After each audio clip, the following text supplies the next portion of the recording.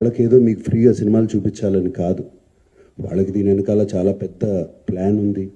To make thousands of crores.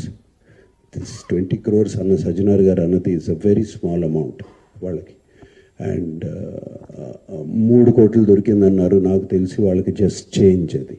Okay, piracy తప్పు ఒప్పుకుందాం. మరి ఒక ఫ్లాప్ అయ్యే మూవీని ప్రమోషన్ల మీద ప్రమోషన్లు చేసి, ప్రీ రిలీజ్ ఈవెంట్లు పెట్టి, మ్యూజికల్ ఈవెంట్స్ అని చెప్పి రిలీజ్ చేసి, లాస్ట్ కా మూవీ నచ్చక బలవంతంగా 3 గంటలు చూసి జోబుకి 300-400 చిల్లు పెట్టుకొని మేము రిటర్న్ థియేటర్ లో నుంచి డిసప్పాయింట్ తోటి బయటకు వస్తే దాన్నే ఒకటే చెప్పదలుచుకున్నా అండి, నథింగ్ ఈజ్ ఫ్రీ.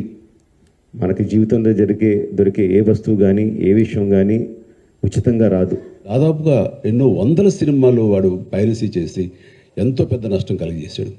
ఈ సంవత్సరం ఆరంభంలో కూడా దిల్ రాజు గారి గేమ్ చేంజర్ దగ్గర నుంచి తండేల్ అనే సినిమా కానీ, ఇలాగా కింగ్డమ్ అనే సినిమా, ఓజీ, ఇలాంటివన్నీ కూడా దీన్ని బారిన పడి చాలా పెను నష్టం జరిగింది.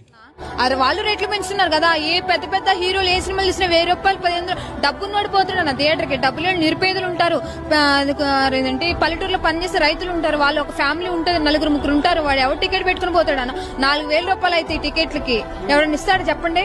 ఏదైనా కాలక్షేపానికి ఒక సినిమా చూద్దామన్న థియేటర్కి పోయే అవకాశం ఉండదు. ఏదో కొంచెం తను చేస్తే ఫోన్లో వచ్చి కరెక్టే కదన్నా, నేను తనకు మాత్రం రవికే సపోర్ట్ చేస్తున్నా అంతే. దాని వెనకాల హిడెన్ కాస్ట్ ఉంటుంది. ఆ హిడెన్ కాస్ట్ చాలా భయంకరంగా, చాలా దారుణంగా చావు వరకు తీసుకెళ్ళేవారు. సినిమాలు ఏముంది, ఫ్రీగా చూస్తున్నాం కదా, అంతే కదా, దీంట్లో పెద్దది ఏదో ఉంది అనుకుంటున్నారు.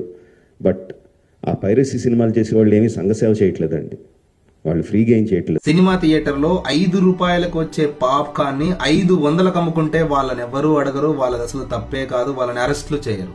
50 రూపాయల నుండి 150 రూపాయలకు వచ్చే సినిమా టికెట్ ని 500 నుండి 5000కు అమ్మినా వాళ్ళని ఎవరు అడగరు, వాళ్ళని ఎవరు పట్టించుకోరు, వాళ్ళని అరెస్ట్ కూడా చేయరు. సినిమా థియేటర్ లో బైక్ పార్కింగ్ కి 10 రూపాయలు కలెక్షన్ చేయాల్సిన చోట 100 రూపాయలు కలెక్షన్ చేసినా వాళ్ళని ఎవరు అడగరు, వాళ్ళని ఎవరు అరెస్ట్ చేయరు. దీనికి మీరు ఏమంటారు సార్?